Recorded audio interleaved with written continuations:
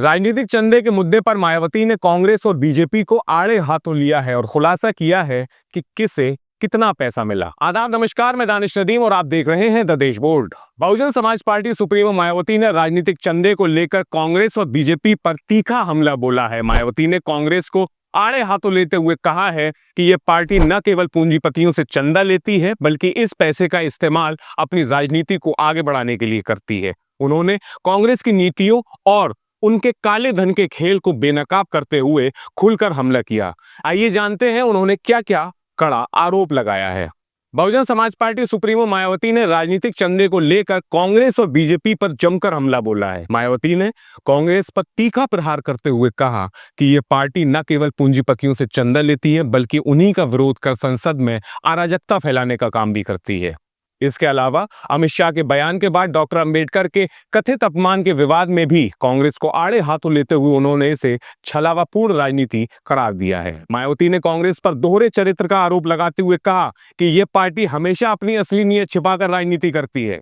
मायावती ने ट्वीट करते हुए कहा है कि देश की अधिकांश पार्टियां बड़े बड़े पूंजीपतियों और धन्ना सेठों के धनबल पर अपनी राजनीतिक गतिविधियां और चुनाव लड़ती हैं, जैसा कि 2023-24 में इन्हें मिले अकूत धन से साबित होता है। यह धन इन पार्टियों के गरीब और किसान विरोधी होने का असली कारण है। मीडिया रिपोर्ट्स के मुताबिक 2023-24 में भाजपा को पहले, बीआरएस को दूसरे और कांग्रेस को तीसरे नंबर पर करोड़ों अरबों का चंदा मिला है। वहीं बीएसपी एकमात्र ऐसी पार्टी है जो अपने गरीब कार्यकर्ताओं के खून पसीने की कमाई पर निर्भर रहती है। इसलिए जो लोग दूसरों के धन पर निर्भर रहते हैं वो कभी पाक साफ हो ही नहीं सकते।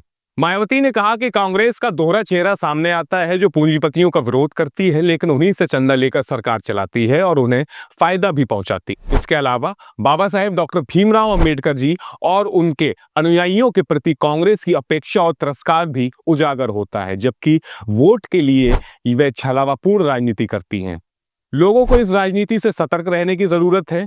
चुनाव आयोग के आंकड़ों के अनुसार 2023-24 में भाजपा को 2244 करोड़ रुपए, बीआरएस को 580 करोड़ रुपए और कांग्रेस को 289 करोड़ रुपए का चंदा मिला। प्रूडेंट इलेक्टोरल ट्रस्ट सबसे बड़ा दानदाता है, जिसने भाजपा को 723 करोड़ रुपए और कांग्रेस को 156 करोड़ रुपए का चंदा दिया है। भाजपा को कांग्रेस से 776% अधिक चंदा मिला।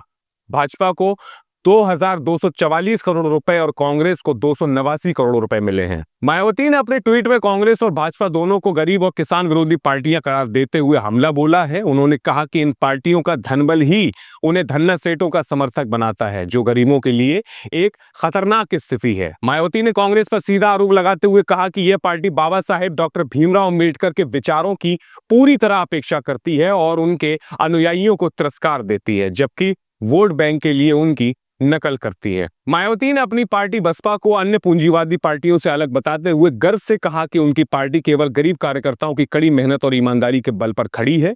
उन्होंने जनता से भावनात्मक अपील करते हुए कहा कि इन तथ्यों को समझने और सतर्क रहने की बात की, ताकि वे किसी भी छलावे से बच सके और अपनी मेहनत की कीमत पहचान सकें। इस पूरे मुद्दे पर आपकी क्या राय है, हमें कमेंट करके जरूर बताइएगा। वीडियो को लाइक कीजिए, शेयर कीजिए और साथ ही साथ हमारे और अपने चैनल द देश बोर्ड को सब्सक्राइब करें। अपना बहुत ख्याल रखें। बहुत शुक्रिया।